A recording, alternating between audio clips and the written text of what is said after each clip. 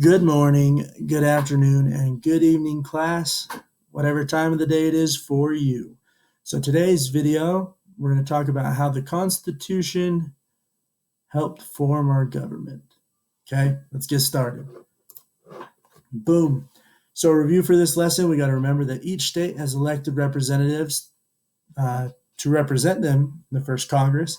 There were two political parties, the Federalist Party, who wanted a central government, and the Anti-Federalists, who were a little skeptical about the central government. And you need to remember that the Constitution has been written, okay? So goals for this lesson are to provide students with an understanding of how the Constitution shaped our government, to provide students with an understanding of how the Constitution helped decide the first president and vice president, to provide students with an understanding of the Bill of Rights, and to provide students with an understanding of the structure of the executive and judicial branches of the government. Okay, so here's some vocabulary. Go ahead and pause after or when I say to so you can have these things written down. You're going to need them in your notes for study material. So here we go. The vocabulary words are the Presidential Cabinet, bureaucracy, Judiciary Act of 1789, circuit courts, federal district courts, and the Bill of Rights. So pause, get those things written down. Okay, now that you got those written down, let's move on. How did the Constitution decide the first president and vice president? It's important to know that the Constitution is broken up into different articles. Article 2, Section 1 lays out how we elected the first president and vice president of the United States. Okay, a state legislator appointed electors for each state. Those electors came in, they saw the candidates, they voted for who their state wanted as president. And those votes, those ballots went to the president of the Senate. And that's how we got our first president. Our first president, we probably should all know him. Pretty important man. This handsome guy right here, Mr. George Washington. The guy who had the second most amount of votes became our vice president.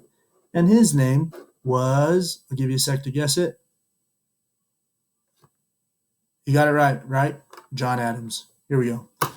All right, so it's important to know that the president can't handle all of the responsibilities of the United States government, nor should he be allowed to, because that gives a man too much power, or a woman, because we're getting there. We're going to have a woman president one day.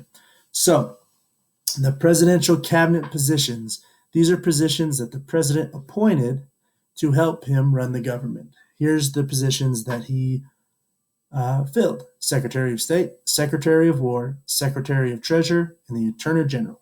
Okay, so pause right there. Make sure you get presidential cabinet written down, what it is. Make sure you have those few positions written down. Okay, now that you've done that, let's move on. This is the first executive branch on the left side, right over here. And this is the current. Okay, sorry, that's a little blurry. There are a lot more positions in our executive branch today in our presidential cabinet. That is for sure. Our country has grown, and so have the responsibilities. Okay, so pause after I go through this slide, and that way you can copy down the important definition of what a bureaucracy is. Okay, our president, our vice president, and our senators and congressmen, those guys are not a bureaucracy, right? Those guys were elected by us. A bureaucracy is an official that makes decisions for us that we did not elect, but rather were appointed or hired. So that makes the cabinet members, the presidential cabinet members, a bureaucracy because we did not vote for them. Our president hired and appointed them. That's what makes them a bureaucracy, that we had no choice in how they got the job. They just got hired. Okay? So, sorry. Pause. Go back to that page. Write it down. All right, here we go. So, how did the Constitution help form our judicial branch?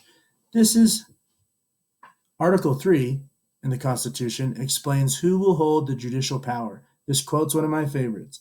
The judicial power of the United States shall be vested in one Supreme Court, and in such inferior courts as the Congress may from time to time establish. Okay, so Congress had the opportunity to create more courts as they see fit. So what did they do? In the Judiciary Act of 1789, oh, that's a typo. That should say 1789, not 1979. Make sure you have that correct. Judiciary Act of 1789. This established two different court systems, okay? The United States Federal Court and then our circuit courts, okay? And we'll talk about those in these next slides. So, our federal court system, what did they do? Each state had a federal court system operating in it. They dealt with cases that dealt with the Constitution, with federal laws, and disputes between citizens and different states. Okay, and then our district court system, they were established throughout local areas. These courts are courts that listen to cases that involve serious crimes or appeals from the federal district courts. Okay, so if somebody thought there was an error or they did something wrong, a judge from the district court and a Supreme Court justice would review that case. They would determine if it was good or not and make their ruling. Okay, so here is a picture of what our federal court system looks like right now. This is just our federal court system. This does not include all of the different levels of our state and local court system. So it's grown a lot. Our country's grown a lot. There's been a lot of laws created, so it needs to grow. All right, so pause right here. If you need to go back, you can, but make sure you have your definitions for the Judiciary Act of 1789. Make sure that you have a definition for the federal court system and what they dealt with, and make sure you have the circuit court system, that definition, and the responsibilities that they had. Okay, so pause, go do that. All right, now that you're back, let's go ahead and we'll move on to the Bill of Rights. Okay, here's the questions we're going to answer about the Bill of Rights. Why were the Bill of Rights created? Who wanted the Bill of Rights? And who sorted the amendments to create the Bill of Rights? Okay, so why were the Bill of Rights created? So the Anti-Federalist Party, the one who was a little skeptical about the centralized government needed to ratify the Constitution, meaning they needed to put it into place, put it into law, make it concrete in our country so that would establish our government. But the Federalists, the Anti-Federalists, were a little worried that it gave the government too much power. They had just left a government that had too much power. That's why they had the Revolutionary War, was to get away from that. So they're a little skeptical, and they said, we want to have a Bill of Rights put in place. So the Federalist Party said, we will do that if you guys ratify this Constitution. So what did they do? They ratified it. Now,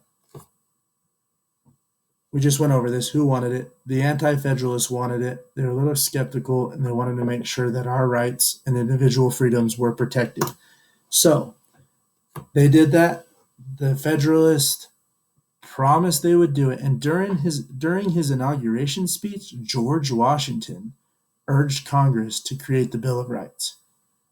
So James Madison, a Federalist himself, wanted to make everybody honest people in his party.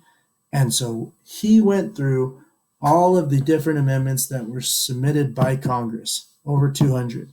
Okay, he sorted them into two categories, whether it made the federal government less powerful and whether it made the state or local governments too powerful. Okay, so that's how he determined it, because he wanted to make sure that the individual rights were protected, but that the states did not have too much power, right? We needed to have that balance.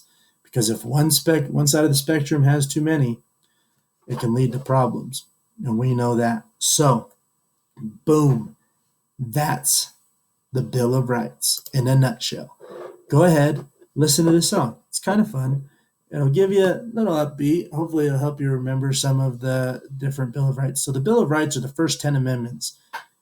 And we know quite a few of them. I'm sure that you've all recited some of them before. But go ahead, listen to this. it's kind of catchy and just give you an opportunity to listen and write down your definition and your uh, interpretation of the Bill of Rights. Pause.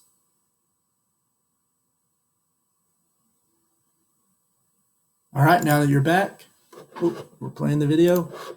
Now that you're back, we're going to go do a vocabulary check-in, okay? So make sure you have a definition for presidential cabinet, bureaucracy, Judiciary Act of 1789, circuit courts, federal district courts, and the Bill of Rights. Make sure you have a definition and the responsibilities of all those things and what they did for our country. If you have any issues or don't have anything, feel free to pause the video, go back, and find the area that you need to get to. So I'll give you time to do that. So pause. Okay, now that you are back, let's go to our entry assessment. So let me read these directions carefully so you know exactly what to do. Provide your best answers for the following 3 questions. Feel free to rewatch the video for help answering the questions. Write your answers on a piece of paper and have it ready to turn in for entry into the classroom. Question number 1. How did Congress use the Constitution to form the executive branch of our government? Question number 2. Question number 2. What court systems did the Judiciary Act of 1789 create, and what responsibilities did those court systems have? Question number 3. Why were the Bill of Rights created? So pause right here. I'll give you some time to answer those questions.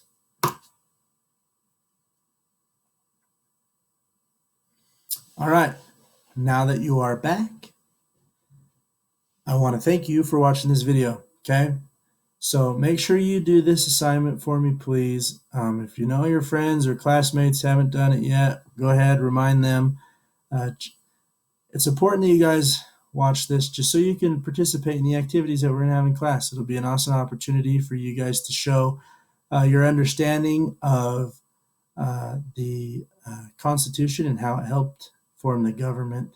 Okay, and it'll definitely give us an opportunity to help you progress and move forward. So thank you very much for all your hard work. I really appreciate you guys. So Draper out.